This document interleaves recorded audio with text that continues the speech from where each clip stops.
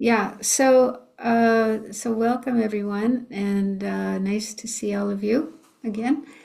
Um, and so, what I thought to do tonight, I thought that we would start with some prayers.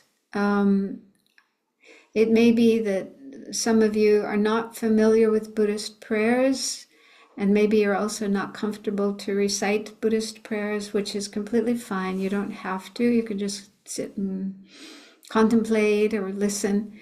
But I imagine some of you are familiar with the Buddhist prayers and are comfortable reciting them. So saying prayers before meditation is helpful to get ourselves into a positive state of mind and yeah, understand why we're here, what we're doing, and so on. So we'll do a couple of prayers, and then I thought to spend some time doing meditation on the breath, which is what we did last week. We talked about it last week, and I also gave you a handout explaining that practice and recommended that you practice it on your own at least a few times between last week and this week. So I hope you did have a chance to do that. And last week, I don't know if the person is there, but one person mentioned having some difficulty with the breathing. When focusing on the breathing, then it's difficult to avoid controlling the breath. And so I've heard that from a number of people that they have that difficulty, and I've never experienced it myself, so I don't know what that's like. But I have also met people who say that they've tried meditating on the breath and it just doesn't work for them. It's just not appropriate for them. And then sometimes they find another object to use for their practice that does work better. So I'm going to talk about that later. I'll talk about different objects of meditation that we can use. The Buddha himself mentioned a number of different objects. So it isn't the case that everybody has to use the same object for their development of calm abiding. But I thought that at least for the first part of our session tonight, we could do meditation on the breath, and I also thought to include counting. I didn't talk about that last week. Some of you may have heard of it before, but this is a helpful way to keep our mind on the breath. And, it sort of gives, I think it's because it gives the mind a bit more to do. Your mind has more to do than just watch the breath. It also has to count. And then you can sort of watch the counting and keep track of the counting. And so it can be an extra added tool to help you keep your mind focused. And Alan Wallace, he's done a lot of practice of calm abiding and also teaching and writing books on it. One of his books, he says that counting is a bit like the training wheels we put on a bicycle. When we're little kids and we're first learning how to ride a bicycle, and it's really hard to stay upright because it's only got two wheels, so we keep falling over. Remember that? So for little kids, you put these extra two wheels on the back, right? They're called training wheels. And so that enables you to stay upright. And then eventually you can take the training wheels off and then you can just ride with the two wheels.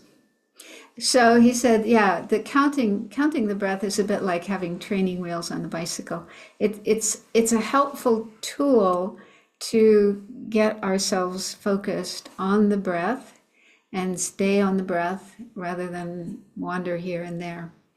And so I'll talk about that, and then it's up to you. You can use it if you want. You don't have to use it, but it's worth a try, especially if you do have difficulty keeping your mind focused on the breathing. And yeah, and we'll also, at the beginning of the session, we'll do some relaxation like we did last time, because I think that is really helpful as well. If we have tension in our body or in our mind when we sit down to meditate, that can interfere with having a good meditation session. So it's good to spend some time relaxing the body and relaxing the mind, and really trying to get the mind into a good state. You know, the more positive our mind is at the beginning of a meditation session, then the more successful, or the sort of, yeah, the greater the chance of having a good meditation. Okay, so that's the plan. And then, yeah, after this session of meditation on the breath, I'll talk about some other things, and then we'll also do another practice of meditation. Okay, so, and you can put the prayers up on the screen.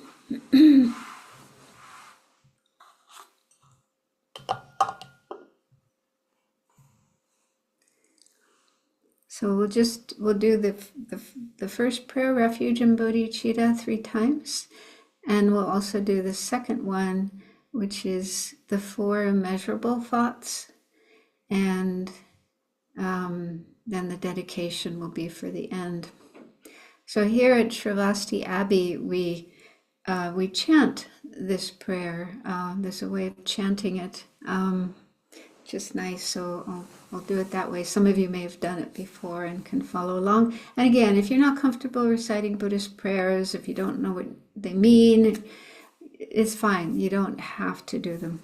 But it does help us to remember, as a Buddhist, it helps us to remember why we're practicing meditation in the first place. It's because we want to follow in the Buddha's footsteps. We feel confidence in the Buddha and like his qualities, like his teachings, and want to practice them to the best of our ability and develop the qualities that the Buddha has, like compassion and wisdom, in our minds. So it's just a way of directing our energy in our spiritual practice, following along according to Buddha's teaching. So that's basically what is meant here. And also, this prayer includes bodhicitta, which is the aspiration to become a Buddha ourselves, so that we can help all living beings. So that is based on feeling love, wanting others to be happy, compassion, wanting them to be free of suffering, and then wanting to become the best person we can be, so that we can help others to be happy and free of suffering.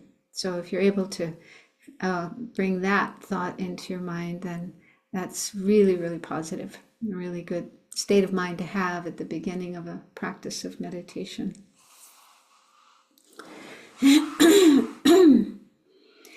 I take refuge until I have awakened in the Buddha, the Dharma, and the Sangha. By the merit I create by listening to the Dharma, I will attain Buddhahood in order to benefit all sentient beings. I take refuge until I have awakened in the Buddha, the Dharma, and the Sangha.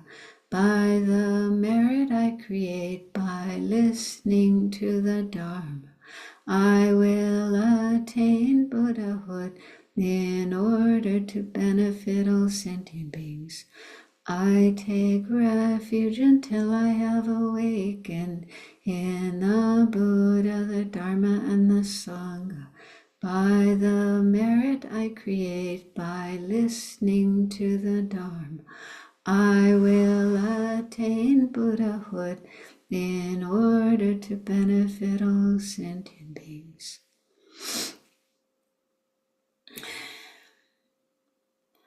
May all sentient beings have happiness and its causes. May all sentient beings be free of suffering and its causes. May all sentient beings not be separated from sorrowless bliss. May all sentient beings abide in equanimity, free of bias, attachment, and anger.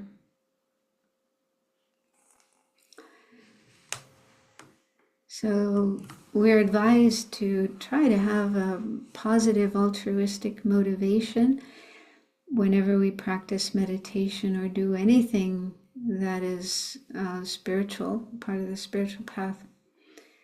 So we can connect that with what we're about to do, which is doing meditation on the breath. And a simple way of having an altruistic motivation is to simply think, may this meditation be of benefit to myself and to everyone else and to the world. Something like that. So you can use your own thoughts, your own words, but really try to have the wish to be of benefit to others, and that is the reason for sitting here now and doing meditation.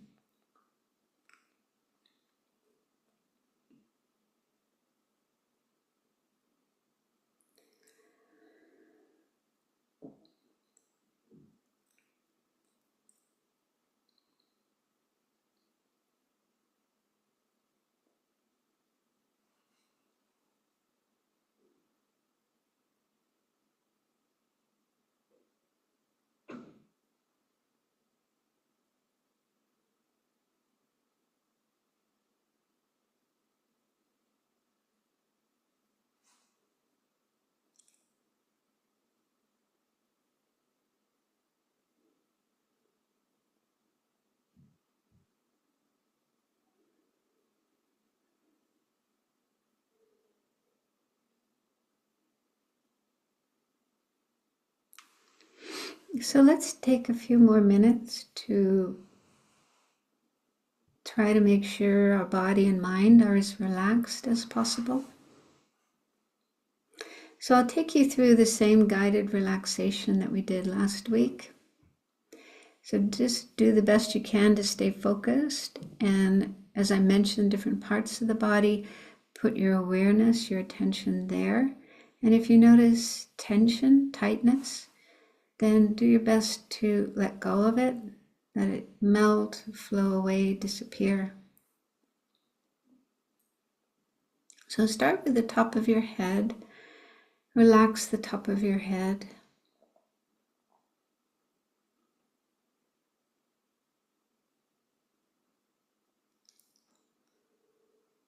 And then let your awareness move down into your forehead. Let your forehead be relaxed. Let go of any worry lines you may have in your forehead. Let them smooth out.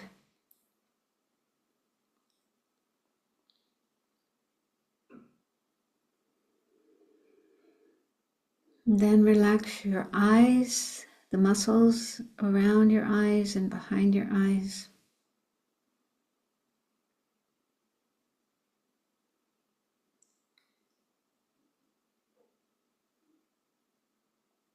But it's, as mentioned last time, it's good if you can keep your eyes open a little bit when you meditate. That helps to stay awake and not fall asleep.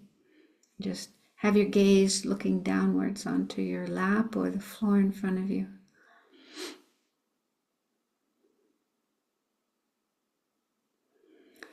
Then let the other muscles in your face relax. Let your face become completely relaxed. And it's nice to have a bit of a smile on your lips and your mouth. That can help keep the mind more light and joyful during meditation.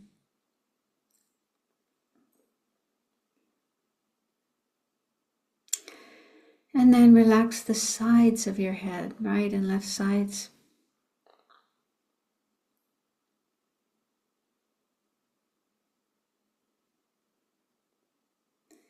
Relax the back of your head.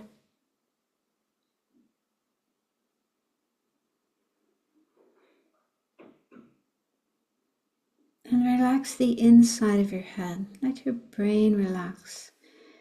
We use our brains a lot during the day, thinking, solving problems, worrying, and so on. So there's no need to do that now. You can just let go of all worries, all thoughts, all concerns, and let your brain be completely relaxed, free of tension, tightness.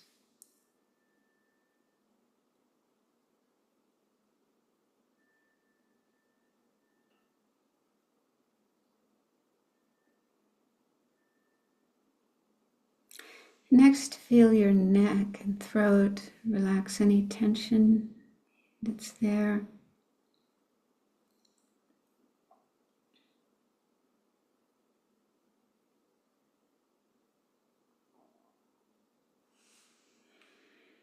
And then feel your shoulders and the upper part of your back.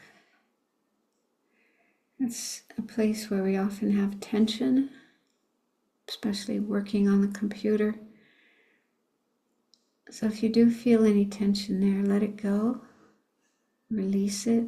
Let it melt, flow down and sink into the earth beneath, or dissipate in the air.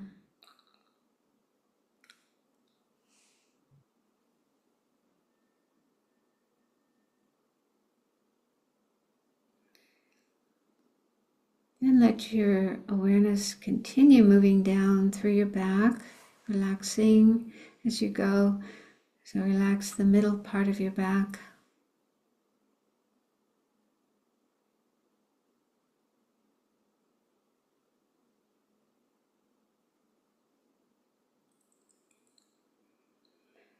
Relax the lower part of your back.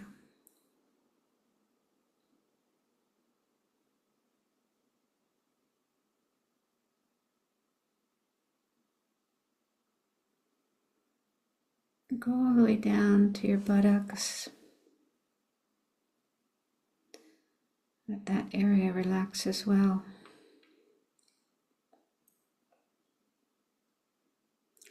So any tension in your back, just release it. Let it melt, flow down, disappear in the earth.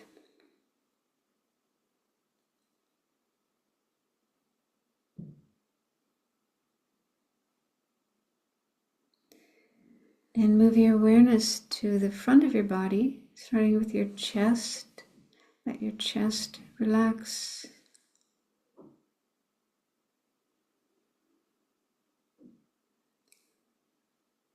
Go inside and relax your lungs and heart.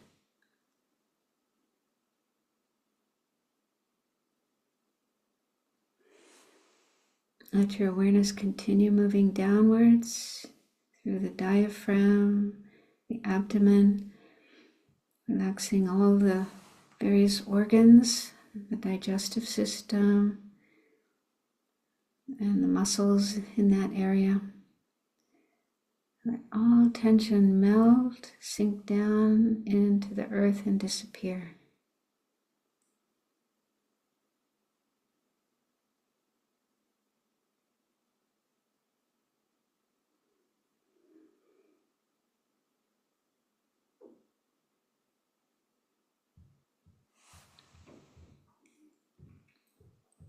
So go all the way down to the pelvic area, your hips, pelvis, all the organs in that area. Let them relax, become free of tension.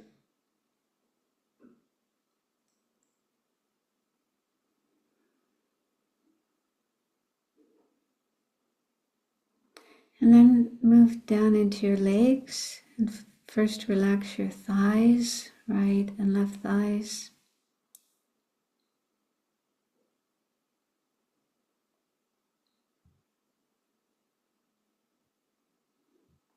Relax your knees.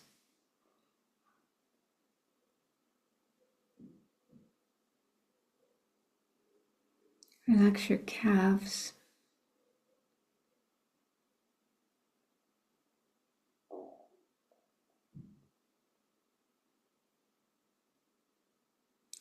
And finally your feet, ankles, feet, toes.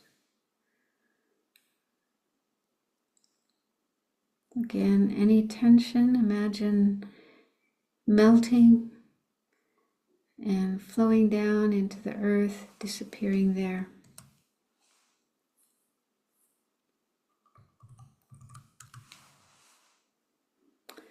And finally we'll do the arms, starting with the right arm. Start at the top of the right arm, below the shoulder, and relax the upper part of your right arm.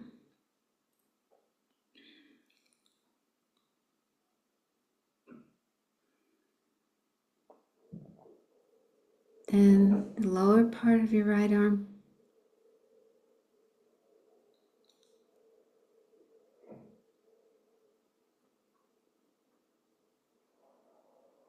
Then your wrist, hand, and fingers.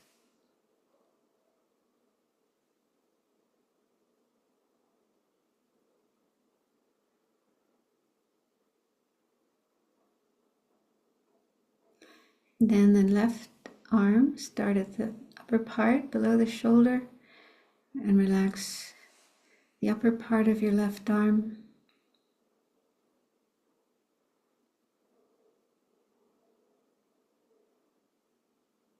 Then relax the lower part.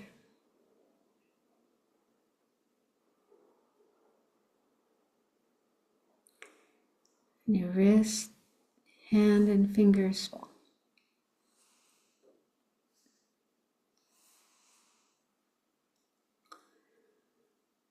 So we've gone through the body, trying our best to relax and let go of any tension. You may not have been able to let go of all tension. There might still be little spots here and there, but don't worry. Just feel that you've done the best you can and try to stay relaxed for the remaining time of the meditation. If you do notice tension popping up anywhere in the body, you can just briefly put your awareness at that point and tell yourself to relax. Just let it go. And now put your awareness on your breathing. And as I mentioned last week, the Buddha didn't specify where or how to watch the breath. And some teachers, give advice on that. But it's also okay to find your own way to be aware of your breathing, wherever you can feel it most easily and clearly. Put your attention at that place. And just allow the breath to flow in and out naturally.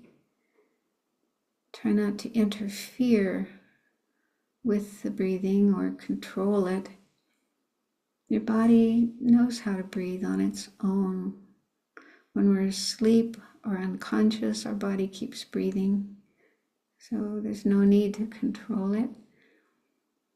So what we're trying to do here is just use the breath as an object for our attention so that we can train our minds to stay focused on just one object rather than going here and there to many different objects.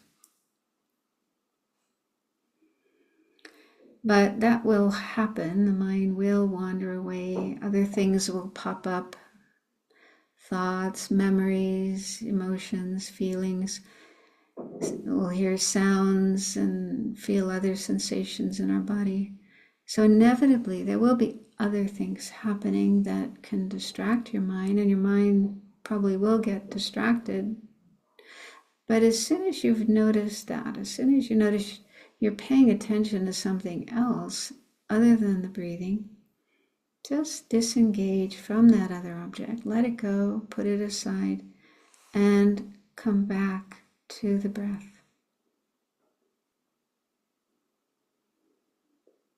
And even if you have to do this again and again and again, don't lose patience with yourself. Continue being kind, compassionate, patient with yourself, and just keep coming back to the breath again and again. And I'll mention counting. If you want to try that, it can be helpful to keep the mind on the breath. So one way of counting is, as you're breathing in, you say to yourself, breathing in. And then as you're breathing out, you say to yourself, breathing out, and then count 1, and so on. And so you're saying to yourself, breathing in, breathing out 1, breathing in, breathing out 2, and so on, as you're watching or observing the rhythm of the breathing coming in and going out. So the main thing should be the breath, paying attention to the breath, but the counting is just an aid, a tool to stay focused on the breath. And the usual advice is to count up to 10 and then start again at 1. So you keep counting in rounds of 10. But it's a good idea that if, as you're counting on your way to 10, if you get totally distracted by some thought or anything other than the breath, and then you bring your awareness back to the breath, then start counting again at 1. That way you can see how far you can get in your counting before your mind wanders away completely. So again, that's an option. It's not required, but it is helpful to stay focused on the breath. So let's do that together for 10 minutes, and then I'll ring the bell.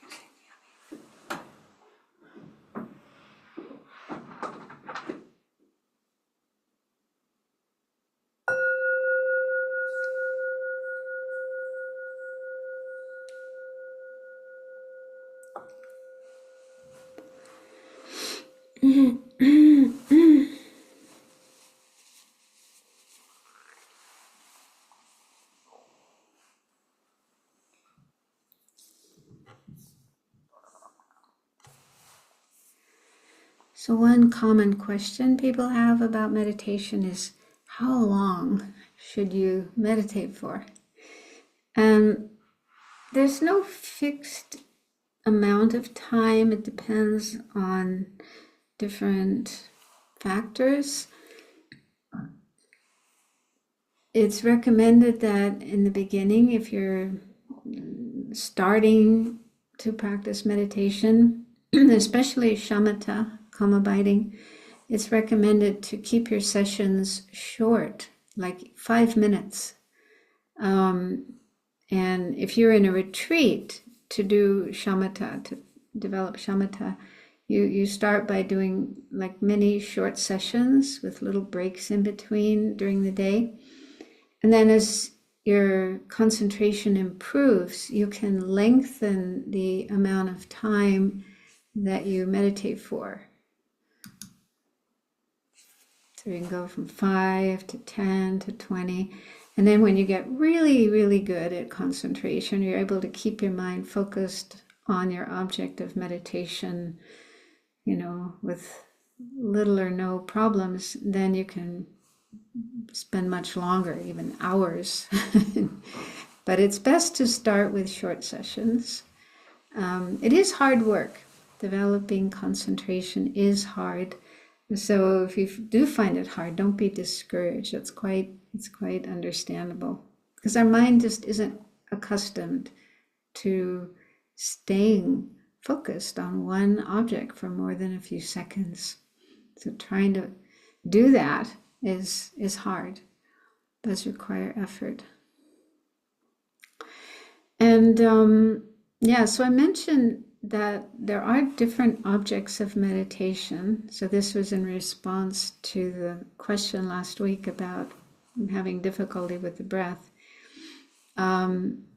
So I just read through a section of the book Following in the Buddha's Footsteps that you may be familiar with.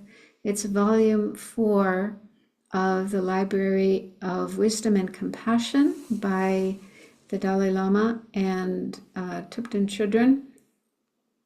I think she's given some talks in Australia on some of those volumes. I don't know which ones, but anyway, that particular volume, volume 4, which is called Following in the Buddha's Footsteps, contains a section on the development of shamatha, calm abiding, although she calls it serenity in that book. She uses the term serenity, but it's what we normally call calm abiding.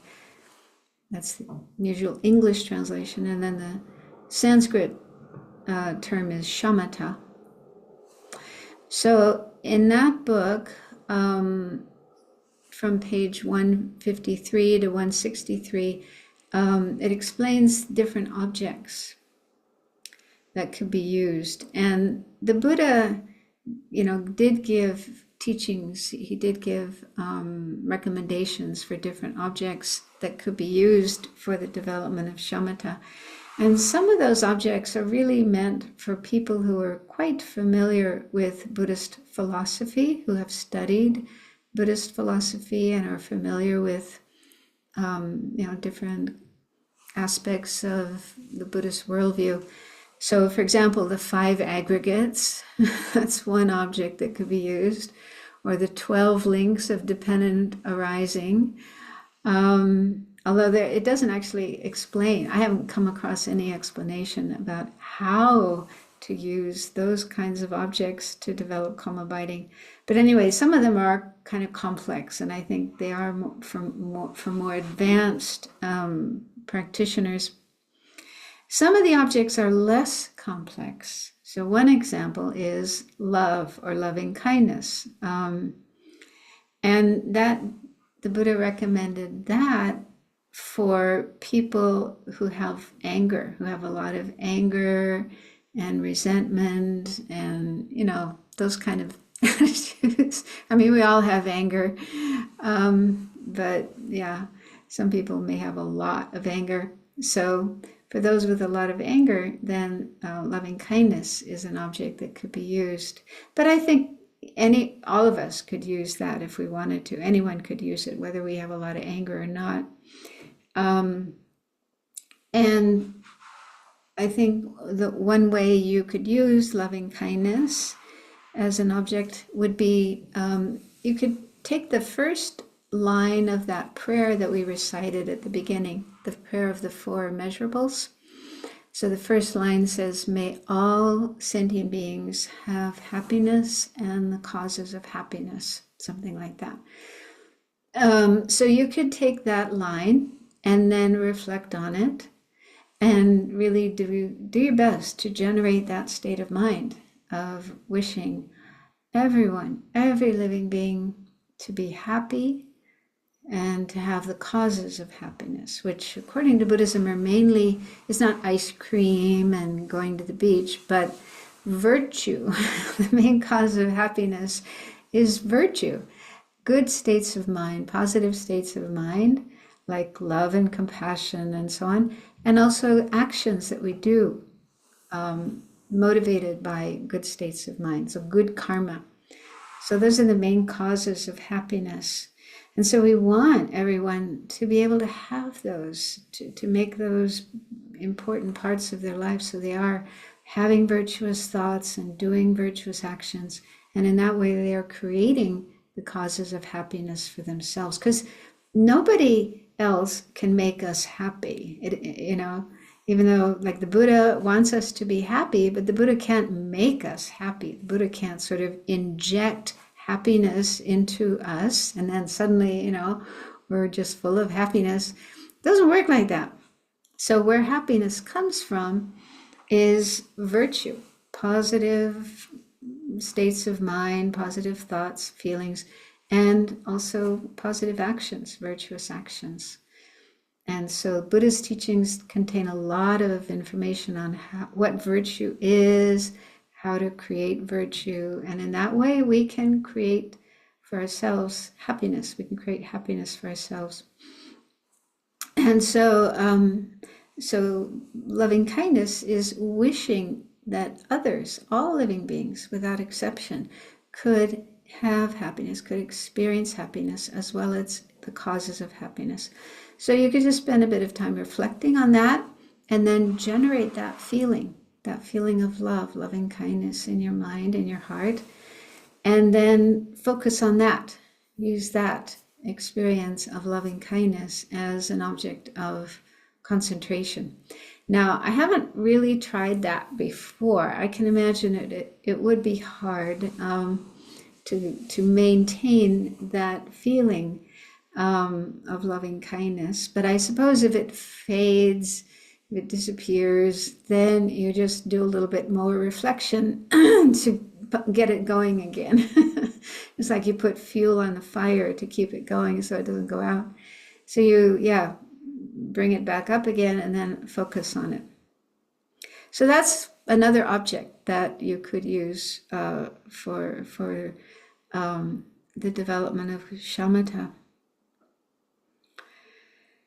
And Buddha also mentioned, or at least the Buddhist scriptures mention a few other objects, but they're quite difficult to even get an experience of. So, for example, the nature of the mind, the clear nature of the mind. So even the Dalai Lama says that is really hard. It's really hard to get that. You have to kind of work really hard to even get a glimpse of the nature of your mind, the clear, knowing nature of the mind. So that's not easy and not for everybody. And then there's also emptiness of inherent existence, which is the ultimate truth, the true nature of all things. But to be able to use that as an object of shamatha, you first have to realize it. You first have to know what emptiness is. You have to have an actual realization of it. And then you can focus on that and develop concentration. So those objects are quite difficult to use. And in this book, and I've heard this elsewhere as well, it says that you can use ordinary objects like a pebble or a candle, something that you look at, a visual object. And it's actually said that you can develop concentration, you can develop shamatha using any object. However, the lamas, at least in our tradition, the Gelugpa lamas, they say that it's best to use an object that has some significance, that has some value in terms of our spiritual practice, so that as we are focusing on that object, our mind is in a virtuous state, is in a positive state. So just looking at a pebble, is not particularly virtuous. So what they recommend is an image of the Buddha, visualizing an image of the Buddha. And they say there's many benefits if we use that. So from the book, I'll just read what it says in the book. It says, by using an image of the Buddha as our object for developing shamatha, then we can easily recollect the Buddha's qualities. So it helps, so we get more familiar with the qualities of the Buddha. And this is particularly helpful at the time of death. As we're dying, it'll be easy to think of the Buddha and have an image of the Buddha in our mind. And that would be a really good state of mind to have as we're dying, instead of, other things that might come up in our mind. So being able to think of the Buddha at the time of death will help us die peacefully. And it will help our refuge in the Buddha to deepen and bringing more inspiration into our mind. And we will create merit. So just focusing on the image of the Buddha and trying to keep our mind focused as long as we can is naturally positive, virtuous, meritorious. And we're creating the cause to become like the Buddha, to attain the same state that the Buddha attained. And then when we do other practices, like in our tradition, there's various practices we do, like taking refuge, doing prostrations, and making offerings to the Buddha. So making ourselves familiar with the image of the Buddha will enhance those practices. When we're doing them, we'll be able to easily have an image of the Buddha as we're doing those practices. And it also prepares us for tantric practice, in which we imagine ourselves as deities and our environment as the deity's mandala, and then concentrate single-pointedly on that. So in Tantra, which is commonly practiced in Tibetan Buddhism, there's a lot of practice using visualization, and even visualizing the whole environment as a pure land, as a Buddha's world, and even visualizing oneself in the image of a Buddha. And so training ourselves to visualize the image of the Buddha in front of us just helps us get more practice in visualization, and will make it easier for us to do those practices later on. And so I thought that it might be nice to do this practice together, visualizing the Buddha, just so you can try it out in case you haven't done that before. Before we do that, the Dalai Lama in this book, he mentioned that, in other religions, Judaism, Christianity, Islam, and so on, they also have practices that involve concentration, developing concentration, and they use different objects. For example, using an image or a symbol or a letter or a syllable or a prayer. Okay, so they also have some object that they train their minds to stay focused on and tame the mind, make the mind more subdued rather than wild and out of control. So there's many different possible objects that could be used, and normally what's recommended is that we have a teacher, someone who's guiding us, and we ask our teacher's advice for which object that would be best for us. So, and then the teacher would be guiding us as well as we are as we are training our mind in shamatha. But if you don't have a teacher, then you can just try yourself, use different objects, and hopefully you'll find one that is suitable. Okay, so let's do another practice of meditation using the image of the Buddha. And so what the book, before we do that, what the book says about that is it's best to first look at a photo or a statue of the Buddha. So you can use the the image here, but I think everyone has some familiarity with what the Buddha looks like. But it's good to have a really nice, beautiful image of the Buddha that you can look at to make yourself familiar, to get your mind familiar with the features, what the Buddha, how he's sitting, and the expression on his face, and so on. But you can also use a description. So what I'm going to do, I will guide you. I'll sort of lead you in a guided meditation, a guided visualization of the features. But yeah, that's a big part of it, is to get familiar with the features of the Buddha, the characteristics of the Buddha. But when we're training our mind in shamatha, we are not using our eyes looking at a picture or a statue, but rather we look at a picture or a statue just to make ourselves familiar with what the Buddha looks like. But then what we need to do is close our eyes and recreate that image in our mind. Because it said that when shamatha is really a mental state, it's not about our eyes. We're not training our eyes to concentrate. We're trying to train our mind to concentrate. And so it's best to use a mental image of the Buddha. And it should be three-dimensional and alive, not like a statue made of wood or clay or whatever, or a painting which is just flat, two-dimensional, but it should be like 3D and alive. And made of light, so the whole visualization of the Buddha is made of light.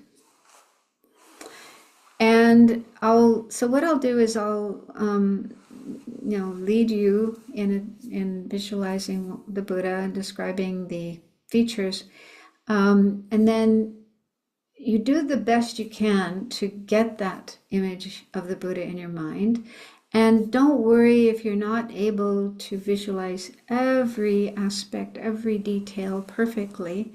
It's enough just to get a general shape. Yeah, even if it's just a vague shape of the Buddha in front of you, that's good enough. And as you train, as you practice more and more, then you will get better at getting the details.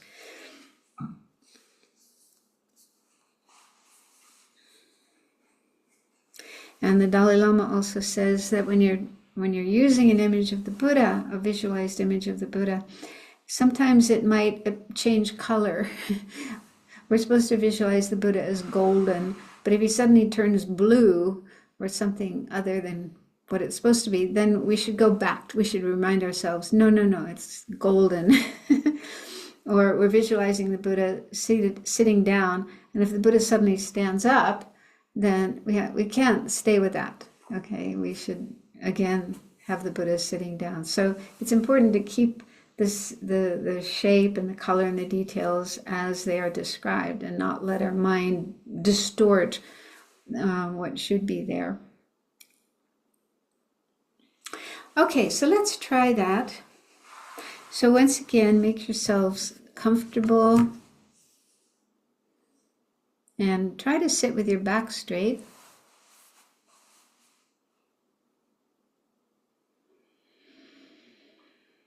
And spend the first few minutes being aware of your breathing, coming in and going out, to settle your mind. Make sure your mind is present rather than thinking about the past or the future or other places.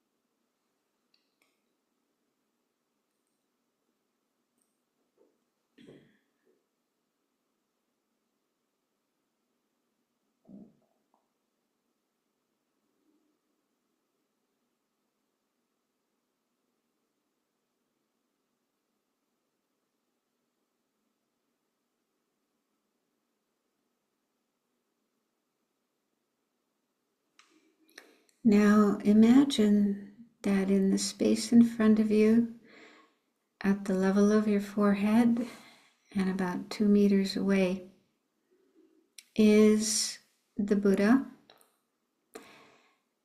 And the whole visualization is made of light, pure, transparent, radiant light. So the Buddha's body is made of golden light, very bright and radiant. And he's sitting with his legs in a full lotus posture on top of a seat that consists of a throne made of gold, precious jewels, plus a lotus, sun, and moon. The sun and moon are flat discs made of light.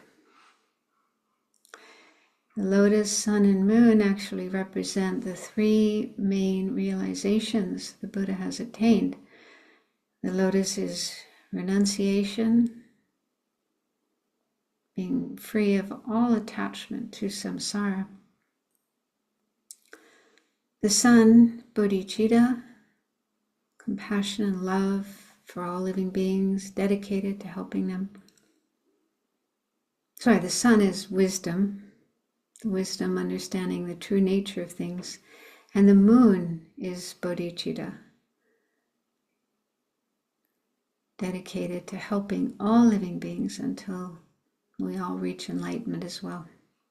So the Buddha sitting on these, the lotus, sun, and moon, indicates he has accomplished those realizations. And his right hand is resting on his right knee with the palm on the knee and the fingers pointing down and touching the seat beneath him. This is called the earth-touching gesture. His left hand is in his lap with the palm facing upwards, holding a bowl, an alms bowl filled with nectar, medicinal healing nectar that is able to cure the suffering of our afflictions, our delusions.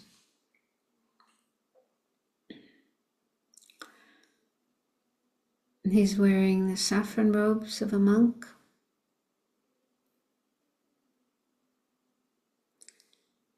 His face is peaceful, smiling. You can imagine him looking at you with a gaze that shows his pure, unconditional love and compassion, and being completely dedicated to helping you become free of all suffering, causes of suffering, all problems, and helping you achieve genuine peace and happiness up to the state of enlightenment. So he's someone who's always there for us, always concerned, ready to help us.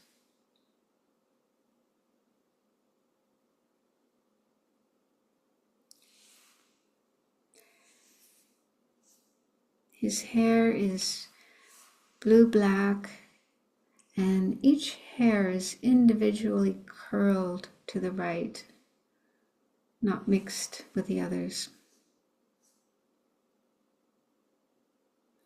He has the Ushnisha, or crown protrusion on the top of his head, which is one of the signs of a fully enlightened being.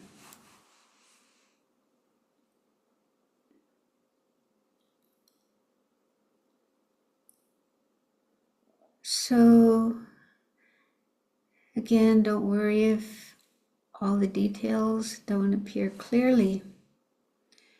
Try to just have the general sense of the Buddha there in front of you. Just the shape of the Buddha, maybe some of the details. So be content with whatever you're able to visualize. And then just spend a few minutes trying to keep your mind focused on that visualization, which again is a mental image. So your eyes shouldn't be active, trying to see the Buddha. Your eyes should be closed, relaxed. And it's just your mind, your mental consciousness that is focusing on this image of the Buddha.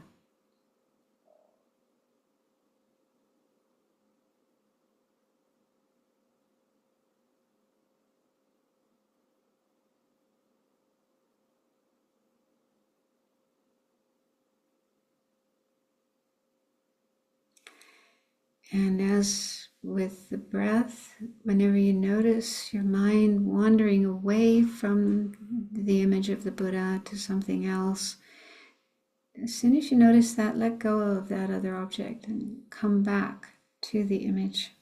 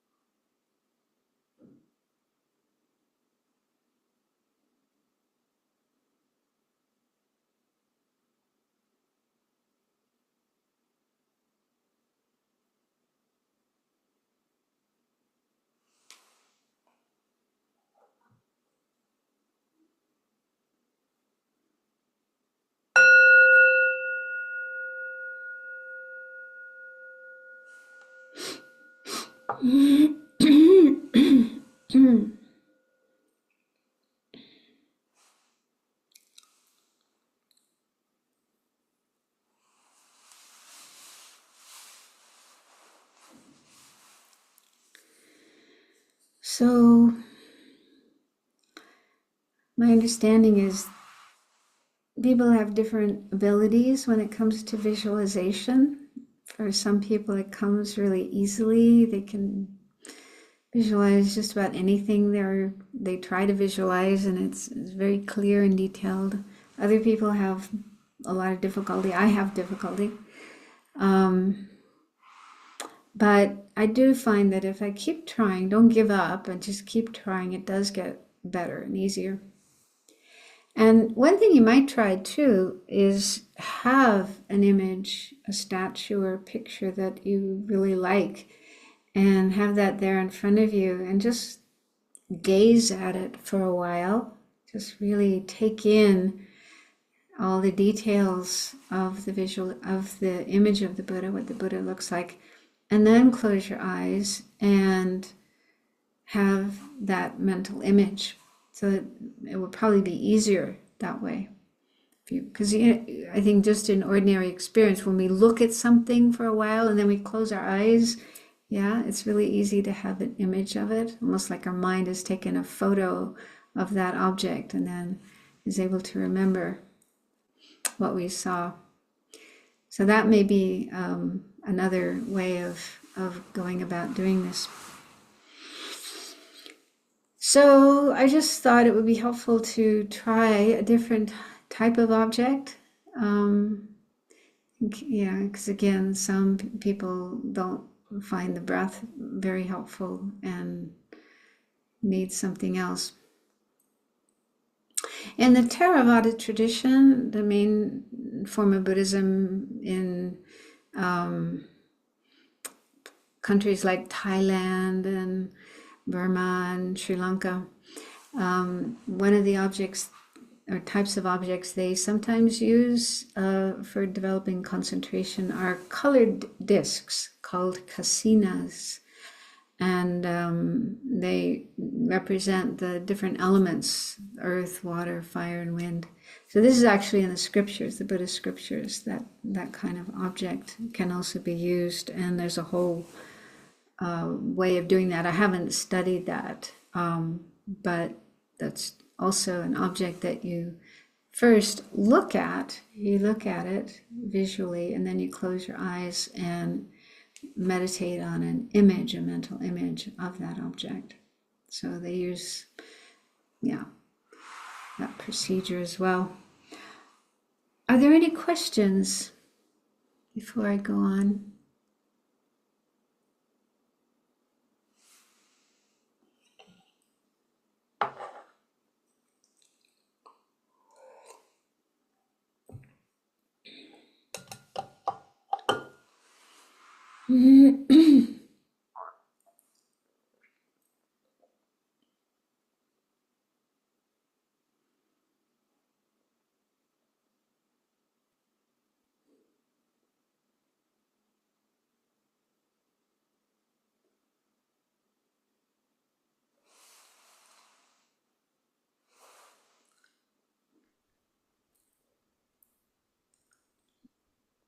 Hi there, Venerable Kadra. Hey.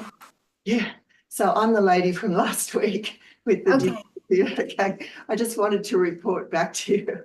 Oh, good. Yeah. So during the week, I continued to have difficulty, right, trying to use the breath, because for me the body is simpler, but I'll just stay with this focus here. But in today's session, it was very helpful to me and easier for me to focus on the breath. The fact that you took so long, like, really sort of quietly and for some length of time, relaxing the body first, and also the counting. At first it was my body was resisting, and then quite quickly I found that very helpful, and I was able to stay with the breath. Mm. I just wanted to report that back. Thank you so much. Oh, good. Well, that's good. Yeah, yeah. You can try that on your own and see if you can make it work for yourself on your own. Yeah. Yeah, yeah. And also, I have a really beautiful Tara statue at home that I love. And so I'm going to try that as well as something else. Yeah. Yeah. Yeah. Yeah, you could use another image like Tara or Chinrezig. So they usually recommend the Buddha. That's more like in the sutra teachings. We use the Buddha. Figures like Tara and Avalokiteshvara, Chinrezig, those are more on the Tantra side. But yeah, it's basically the same. You could use those images as well. So thank you very much. Thank you. From the chat, Venerable, somebody Mhm. has asked, can I use mantra or sound to concentrate on? Yeah, that's a good question. It isn't mentioned. It isn't list like mantras, for example. We do recite mantras. Um, and while reciting mantras, we are supposed to be concentrated on the mantra and not be thinking about other things.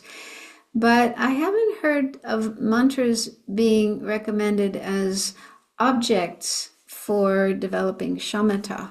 I don't know why that is, but they usually recommend other objects rather than mantras. Um, but also, just regarding sound, I've seen a little book, and you can actually get this book online. It's called Inner Listening, and it's by Achan Amaro. He's an English monk who spent a lot of time in Thailand and also various Theravada monasteries around the world. And it's called Inner Listening, so you can go online and download it. And it's talking about how to use inner sound. Um, it it seems to be a natural sound that we all have inside of us, not outside, but in our, I don't know, in our brain, in our ears. He says it's kind of a high-pitched sound that's always there. And his teacher, who is Achan Sumedo, an American monk who is quite a well-known teacher, he started using that as his object of meditation, and he found it very, very beneficial. So it's not something that was mentioned by the Buddha, but it is used and taught by some contemporary teachers. So yeah, they vouch for it. They say it's very, very beneficial to use that inner sound. It may take a while to actually locate that sound, although I can find it quite easily. But yeah, as far as other kinds of sounds, like somebody I met recently told me that they use outer sounds. They focus their attention on outer sounds. But to me, that doesn't seem like a very good object to use because they're changing all the time, you know. You have a car going by and then it's gone. So to develop concentration, we need an object that's stable, right? That isn't coming and going, appearing and disappearing. Otherwise, we won't be able to develop concentration. So that's why I think this inner sound, if you're able to find it, to experience it, because that is always there. It's continuous. So they say, like, wherever you are, anywhere you go, anytime, that object is always there for you to bring your mind, your attention to, and help you to calm down, settle down your mind, and also have greater awareness rather than being distracted by things going on outside of you. So yeah, so if you're interested, you could look into that. But yeah, that might be the reason why, at least in our tradition, mantras and sounds are not recommended as objects for concentration because they're very impermanent. They're transitory. Whereas, having an image of the Buddha or the breath is always going, or the nature of the mind, those are more stable objects.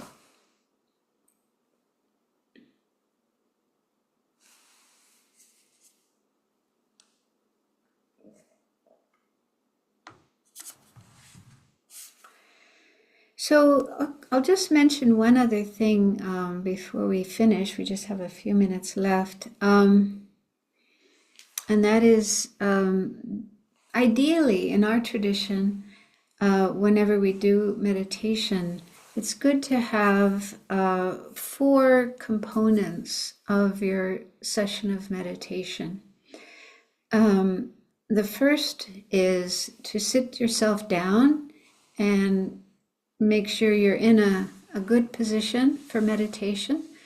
So I shared with you the 7-point posture that's recommended in our tradition, but if you can't sit in that way, then you can just find whatever position is good for you, conducive and comfortable and so on for you to sit in. And so you just take a few moments to get yourself into a good position for meditation. Second is motivate. That is to, think about what is your reason, your motivation for doing meditation. And it's best to have bodhicitta motivation. If you are familiar with that, you know how to develop that. That simply is, I want to become a Buddha so that I can help all living beings. So if you're familiar with bodhicitta, what it means, then you can bring that up into your mind. Otherwise, just try to have a good heart, a good intention. You could, like I mentioned tonight, just say to yourself, I want to help others. May this meditation be helpful to others as well as to myself. Something like that. So you can use your own mind, your own thoughts, your own words, but try to have some good feeling, positive, altruistic feeling as your motivation for meditation.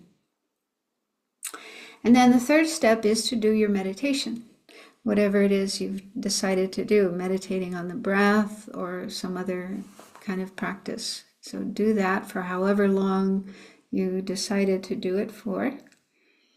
And then the fourth step is dedicate the merit, the positive energy. We always create good energy when we practice meditation, even if we feel like our mind wasn't very concentrated, it was wandering here and there, or maybe we had some very disturbing thoughts and emotions coming up. We were restless, we were sleepy. So we may have felt, oh, that wasn't a good meditation. I didn't meditate very well. I probably didn't do any good. But just making the effort to sit down and meditate, try to keep our mind focused.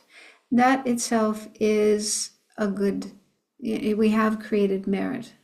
So we shouldn't disparage ourselves or disparage our practice. I mean, of course, we should really try our best to practice, but not be critical. Don't be critical, judgmental of yourself and your practice, and instead feel good. I tried, I did my best, and so I did create some merit, some positive energy. And then what we do with that at the end is dedicate it, share it with others. So we're going to use some standard dedication prayers to close this session. So you can use those if you want, or you can just use your own words. But basically it's to remember the motivation you had to start with. I want to benefit others. And then dedicate the effort you made, the whatever insights you had, whatever good energy you created, dedicate that to others, share it with others. So 4 points, four steps in doing a meditation. Sitting, motivating, meditating, and then dedicating.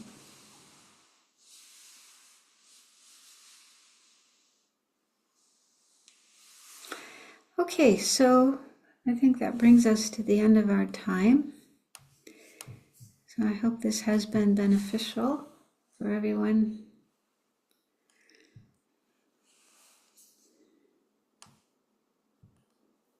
And now we'll, and if you could put the prayers up on the screen, and we can do the dedication prayers.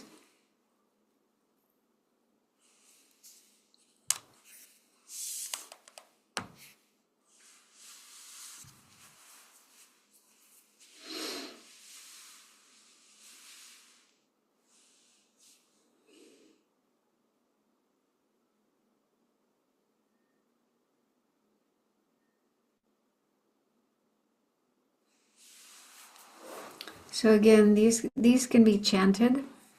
Due to this merit, may we soon attain the awakened state of Guru Buddha, that we may be able to liberate all sentient beings from their sufferings.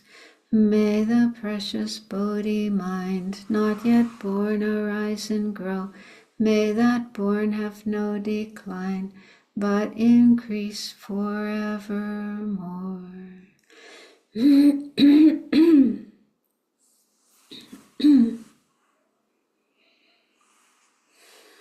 Okay.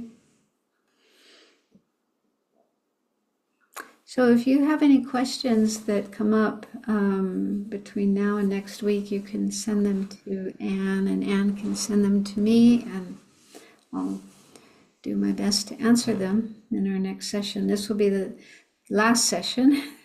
Just doing 3 sessions because we're going into retreat here at the end of November. Okay, so thanks so much, and wish you all the best. And yeah, keep practicing over the next week, every day if you can, or at least a few times between now and next week. Keep practicing on your own and see how it goes.